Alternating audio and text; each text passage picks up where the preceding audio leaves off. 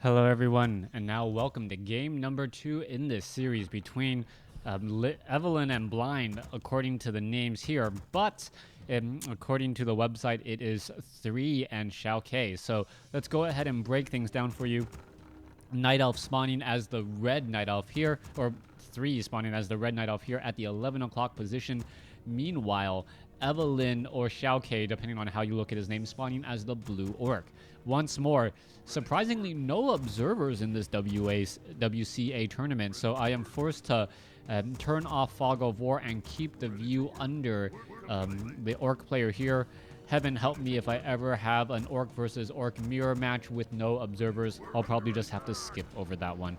Anyways, let's go ahead and slow things down. We're at the 1 minute 50-second mark for all of you guys who would like to know how much time has elapsed. That is how much has elapsed there as the archer now looks to back up. Ancient of War has not yet Death now uprooted. Wow. And you really want to get those sea turtle hatchlings just out there as much as possible, and I'm not quite sure what this Ancient of War is really looking to do. Trying to take down this giant sea turtle first to make sure that the Blade Master can't steal that last bit of experience. Demon Hunter quickly finishing off there, and now we may see one sea turtle hatchling here getting taken down, as the Ancient of War should be eating some trees to replenish his cell count. Moonwell now already under damage there, and one cancellation, and this is actually going to really hurt the Night Elf. Night Elf really needs those Moonwells early on, and you really want to have 3 Moonwells up before first Nightfall. That way you have more hit points to heal, there's more mana in those Moonwells, and this could end up becoming a problem. Alright, Blade Master looking to finish off. There goes 1 hit, 2 hits, takes down a Wisp. May be able to take down another one here in just a moment. All of the Wisp are pretty much well hidden except for that one. That one's actually in a really dangerous spot there. Is he going to be able to slip through? Yes, he will. Purposely building your walls so that the Blade Master cannot chase and follow. Very important there. Meanwhile, I still don't see an additional Moonwell being built, so the Night Elf is going to start to have some hit point problems later on. Alright, Blade Master attempting to chase down an archer here. Are we going to see Shadow Meld? And oh wow, Shadow Meld just in time. Down to 15 hit points and able to survive. Meanwhile, let's take a look at around the map. There are Wisp all over the place, but not really doing much of anything else. Blade Master has done his job. He has harassed profusely, and are we going to see an aggroing of creeps? No, we are not. Just selling the Scroll of Town Portal and teleporting all the way back over here as he attempts to take down and stop a Moonwell from being built for a second time. There goes another Moonwell there. This Moonwell may fall as well. Got to be very careful though. Demon Hunter now joining back in on the fight. And now the Blade Master is going to be running for the hills once again. You do not want to lose that Blade Master even at level 1. Not because of how long he'll be out of commission.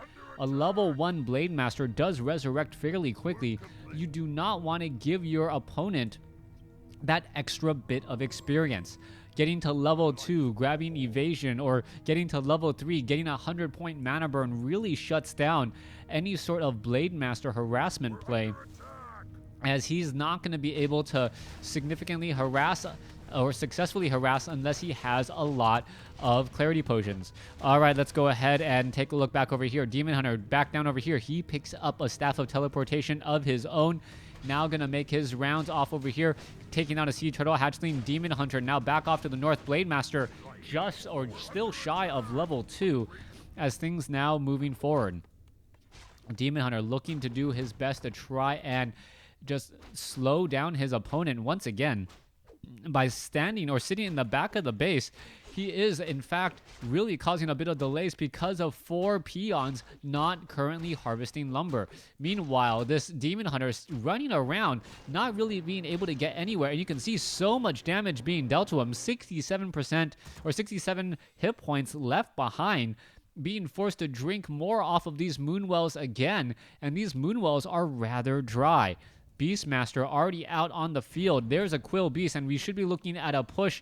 There is enough time to shut down the Bestiary and the Spirit Lodge if he makes a mad rush for it. Now the question is, will he be able to get there in time and stop his opponent?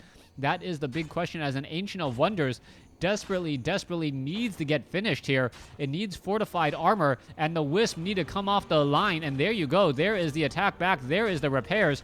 And yes, that Blade Master realizes he is not knocking on this. Well, he could knock on that wood all he wants. He is not going to get any luckier, so to speak. Let's go ahead and that could be interpreted two ways. Anyways, let's go ahead and make our way back over here. Blade Master going to be coming across over here, taking down the Ogre Magi, and he should be able to pick up that Watcher Ward.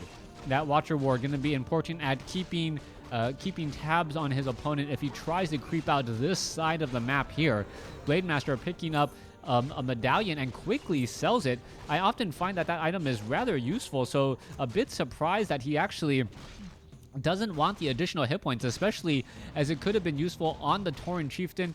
The Blade Master, maybe not so much, just because you want higher damage dealing items, but right now there are a lot worse items that you could loot or use. Tome of Experience sitting right out back over there. Blade Master, is he going to read it? Is he going to read it? No, he's going to give it to the Tauren Chieftain. I don't know if I quite agree with that.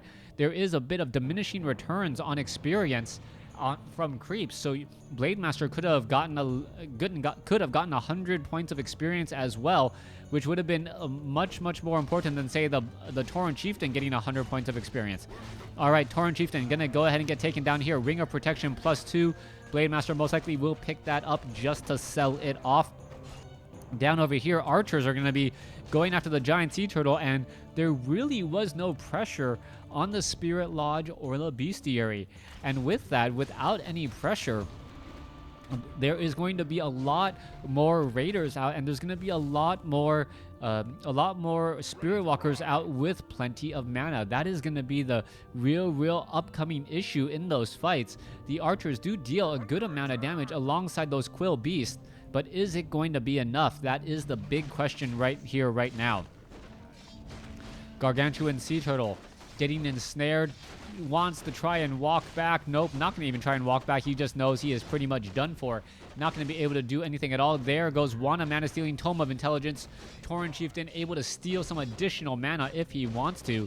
A bit of heal on that grunt back over there. Meanwhile, the Beastmaster and the Demon Hunter have not been doing that good of a job creeping out their side of the map. You can take a look at the armies. Let's take a look. 32 over 50 compared to 49 over 50.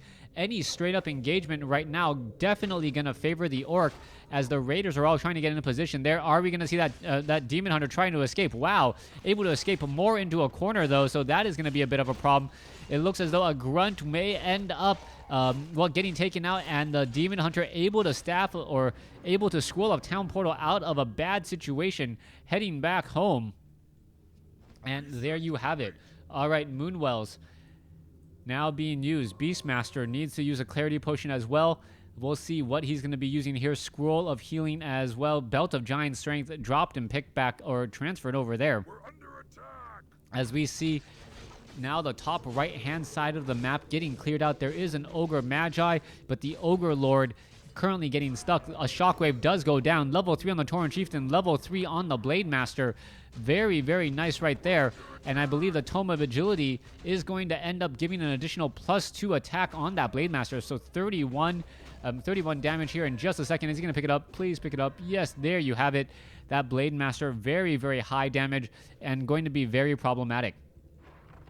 All right, Mana Burn and focusing on a Spirit Walker. Spirit Walker taking far more damage than he should right now, as he is in the ethereal form. It looks like he will end up getting taken down. There you have it. Meanwhile, Orc Burrows also getting focused down here as well. There goes another upside down on supply as we scroll of Town Portal back home. Now landing pretty much on all the units. A good Shockwave does go down. Disenchant. And now we see all the Druids of the town looking to back off here. All right, in comes this fight. Blade Master up in the air. Disenchant going down, freeing him from being just up in the air once again. There goes a Raider, and now the Beastmaster and the Demon Hunter really needed to get in front here to try and prevent that Blade Master from being able to escape. However, the reinforcing units and the rather low hit point units of everything else may have been the problem there, as the Demon Hunter uses a Potion of Lesser Invulnerability to try and stave off this attack here. That Demon Hunter very low on hit points. Are we going to perhaps see another Mana Burn? What is that? Pair Up to Vitality dropped and picked back up. Beastmaster now sitting at level 3. Tauren Chieftain Cycloned, but it doesn't look like the Beastmaster will be able to make his way back out at all. Demon Hunter now continuing this fight here. Tauren Chieftain just off over here to the side. Blade Master finishing up, or could easily finish up more and more units. Tauren Chieftain pretty much out of mana, unable to get any additional shockwaves, as the units are now all looking to back off here. All right. Tauren Chieftain now ready to go. Ready to ride. Selling some big items. And we'll see whether or not he'll be able to get back up to 50 supply for another push. Those raiders, those spirit walkers, this engagement just so important to engage properly in these upcoming fights. Mass Jewels of the Talon and archers just doesn't seem to be working at this point. And it may just be because that the Blade Master, the Blade Master has always been on the ground. The more he is on the ground, the more damage he is able to deal. You really need to shut down the Spirit Walkers, mana burn those Spirit Walkers as well. Yes, you do end up needing more Moonwell juice in order to heal that Demon Hunter, but you cannot afford that Blade Master to be constantly landing. As long as you can constantly Cyclone him, as we see here, that the damage drop-off is absolutely noticeable. Maybe a 30%, 25 to 30% drop-off in a single spell on a single unit, since that Blade Master is normally so difficult to take care of anyways. Shockwave going down. Druid of the Talon down to 27 hit points. Needs to back off. Let's take a look at where he's going to be going now. Blade Master not even going to be bothering with the surround there. Blade Master just constantly up in the air right now, but he's not engaging against the remaining raiders while the Blade Master is up. He's just buying himself a little bit of time, and now that he's actually forced to fight here, this is not going to go nearly as well. He needed to engage and chase after the units, do a little bit of damage while not absorbing too much, but that is just no longer happening. Blade Master sitting at level 3, Demon Hunter almost at level 4. There's another disenchant. The Spirit Walker is doing a good amount of damage. That is magical damage on fortified armor, but going up against the hero, that should be able to help as well. All right, Shockwave, Potion of Invulnerability being used. Demon Hunter has a Potion of Healing. Tauren Chieftain now up in the air. Blade Master trying to chase inside the base. Does not want to get in too far. If he gets in too deep, all of these Ancients of Wind and the Tree of Eternity will be joining in on that beatdown. But I think this is the beginning of the end anyways. It looks like that Blade Master, who just doesn't want to fall over, is going to be able to stay alive just a bit longer again. Wait, what is this? Staff of Teleportation. Oh, the Cyclone on the Blade Master. So that the Blade Master was actually invulnerable for a little bit of time. All right, let's take a look back over here. Demon Hunter now once more venturing out forth. There's got to be an ensnare. And yeah, that is going to be pretty much the game. There is the GG. Thanks for watching. Thanks for listening. Hope you guys enjoyed this 2-game set. Evelyn or Xiaokk taking this 2-0.